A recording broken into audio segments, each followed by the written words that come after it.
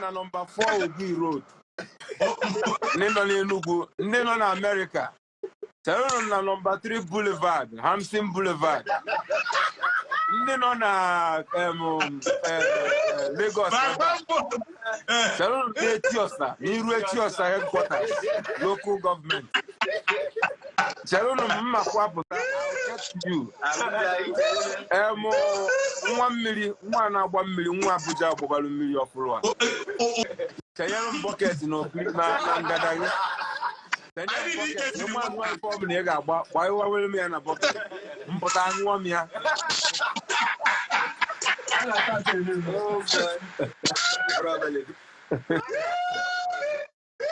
Ekwuo gịnị?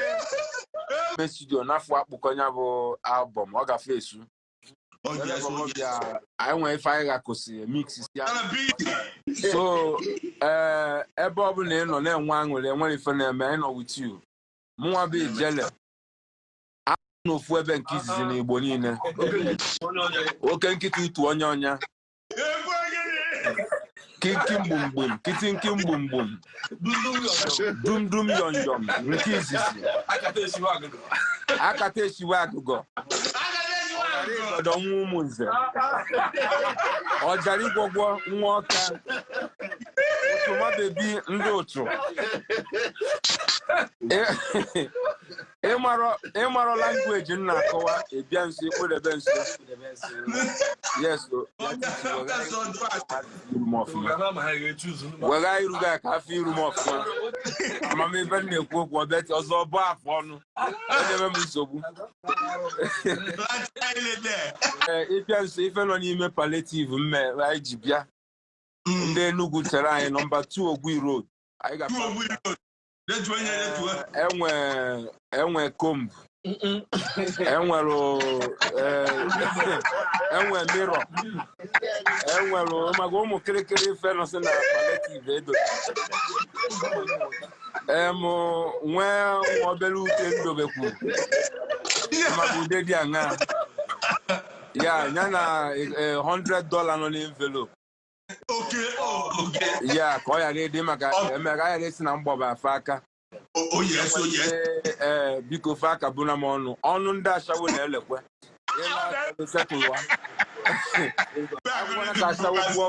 Ashawo bụ oge ọnụ ọ na-ele. Ọbụrụ abụrụ ashawo unu nwere esi ọbụrụ nwa ị na-eri igbo elu ọbụrụ pay as you go. Ọ bụkwa agha ọnụ ọ na-elebekwe. Na-echekwa n'anya ya biko agwa gị na adị m very generous. Ya na-agwagwa unu ya before na bịa pala. Nna dị bata Enugu ebe a ije nwee program anyị mere last time. Ije door to door. Jekene na shower houses, saloon hotel, one Nigeria. Ọ bụrụ na ọ na-akị na-abasị na ndị asem ngruo ekwuru m ya before. Yes, aga m n'azụ ụlọ nene ka afịa sizu. O nwere pantị dị a na-agbakasị. Mana afia zero. You see from there, Maka ono this deliver.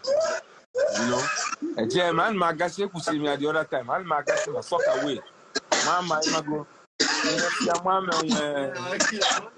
onwe fede ka imago osuchisi rufa.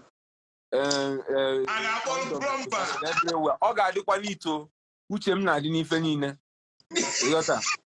So ndị nọ na Lagos chapter agwa m na ebe unu ga-afụ anyị nọ n'Etiosa.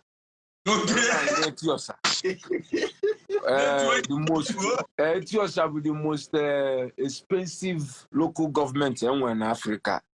Oh yes. Yes. In terms of if I na-eme na property na everywhere. Unu nwa nọrọ na ife a na-akọ. Nọ na mgbago. Unu nata Lagos, ị nọrọ Lagos ebe ụmụ Igbo na-akpakwa ike. Etiosa. Ụmụ Igbo na-enye nsogbu n'Etiosa. Ịbata Etiosa ndị alụ ele karị fuba alụ mmemmafa. Ibe agwụfa fakari chima anya nso. Febuka ụmụ be anyị na-emesi ife ike. Anyị na-enye nsogbu no. Onye pụta ọtụ ịwarụkwafa ị na-achọ ihe dịka property ị ga-ego. Ijebe Etiosa. Etiosa. Aja afa ebe anyị niile ndị be anyị na-akpa ike dị. I conquer. Yes, so then bịa n'ife a na-eme na mix and master beat dị anya na ọ dị enwe ka o si dị Sele Bobo Fano number 1 enwe na Sele B Mix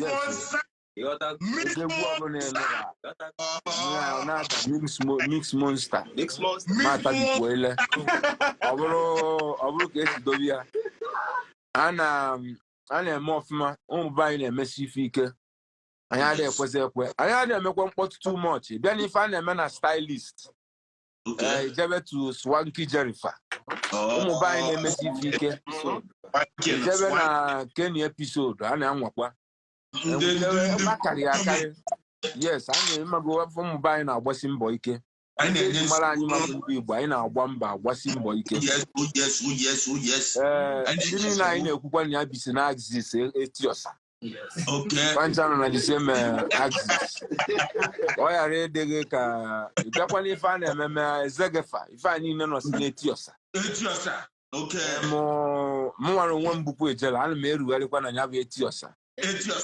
Agụrụkwa ma teknofa ife anyị niile nọ Sele Bobo Fano anyị ncha n'Etiosa ka ya gbagotekwa n'enu ve ya Ikoyi mekwa anyị ma ndị anyị bụ zọsisakwa ndị ọhụụ yọta yes maka na ihe ọbụla ọsọ si kọ anyị laikisiri onye ọbụla na OPP a o nwere ndị anyị ada sọpọtụ mana nọmba 1 bụ Igbo bugoro izizi agụsizi Igbo anyị nwabụ ndị Igbo anyị na-asọpọtụ zizi onye ọbụla yọta a na-esi n'ụlọ adị mma were apụ n'ilo ndị oyibo si charity begins at home efu onye Igbo nwanne gị ịsọpọtụ ya kwado ya n'ife ọbụla ọ na-eme anyị iwe anyị na-ama atụ dị anya si na anyị ada sọpọtụ ibe anyị ibe na Lagos anyị na-emekọ anyị fụkwasara onye ọbụla n'anya anyị nwekwa ma ndị Yoruba anyị na-efe na-emekọ nwee ma ndị Kalaba nwee ma ndị Akwa Ibom nwee ma ndị Hausa mụ na ndị Hausa adịkakwu onye na-esi ọnwa atụnye mmadụ dị ka o zuo oke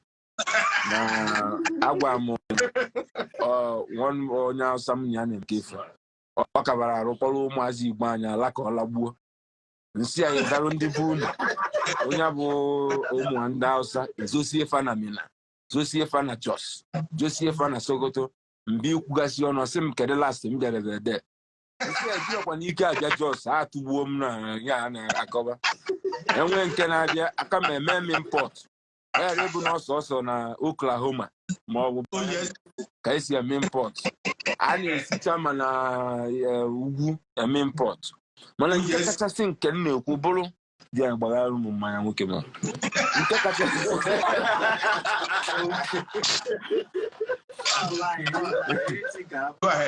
obodo ọbụla m eje m chọba ndị Igbo nọ there first of all relate godin with ndị Igbo mfu onye Igbo ibe m na-eme ọfụma ntụgharị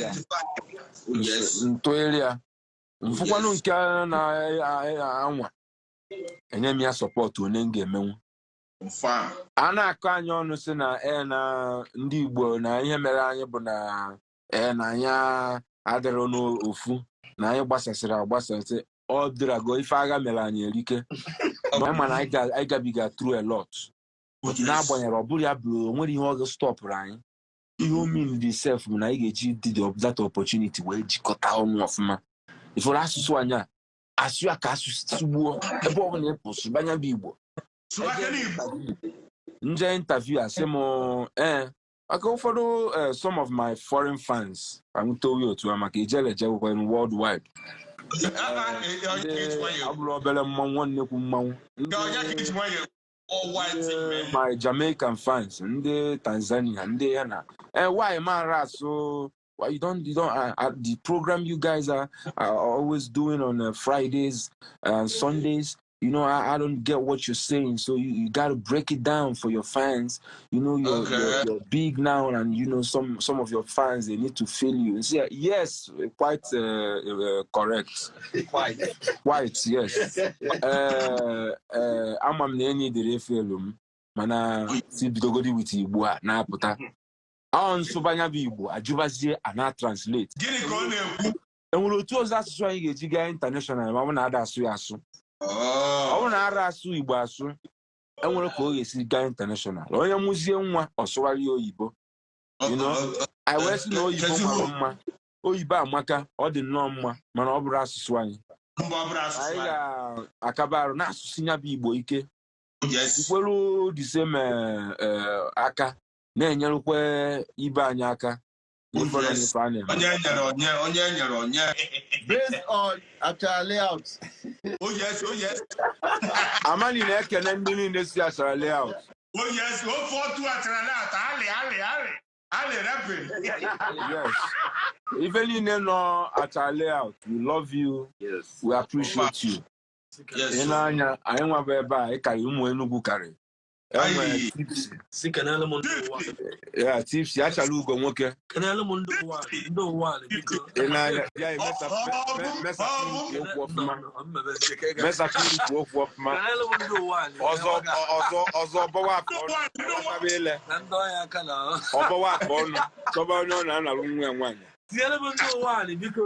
Ndo wa ebe amụrụ m da ebe. Enene anyị nwekwa nwanne anyị nwoke Basi. Ekenewu. Yes, Basi bụ nwanne anyị nwoke ọsọ onye side Akwa Ibom Calabar axis. Yeah. I love you all too. Yes, so Basi na-ekene unu ncha. So what you talk about them? Swallow anyị Calabar. Swallow anyị Akwa Ibom.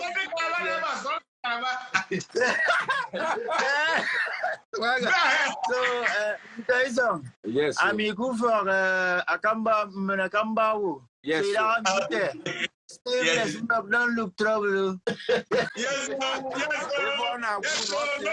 no fighting. Mbok don't look trouble. Mbok. No fighting. Gịnwa bụ mbok a na-agwa achọkwa n'okwu. Nya gịnwa bụ mbok achọkwa n'okwu. Anyị nwere onye Anambra finest. Oh yes. Ya bụ number 1 n'ife a na-eme na mix and master. Ije na microphone. Ọ na-emekwa nya use magic na microphone. A tall, handsome gentleman with broad chest. And broad shoulders. On one night, what I hear you personally. If I na-akpọ ya bụ Sele Bobo Dunu Kofia. Na ebe onye Anambra nọ here, ịma Dunu Kofia. Yes. Another.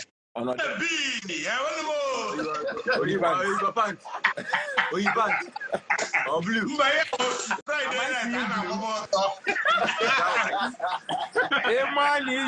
Emani blue pants. TM blue sign there. And when them maka blue n'abalị. Yes. Yes, blue pant sign. And when them maka blue pants. Yeah. Blue pant, blue sign, anything blue. And when them make a blue pants, and when I come maka blue pants before making introduction.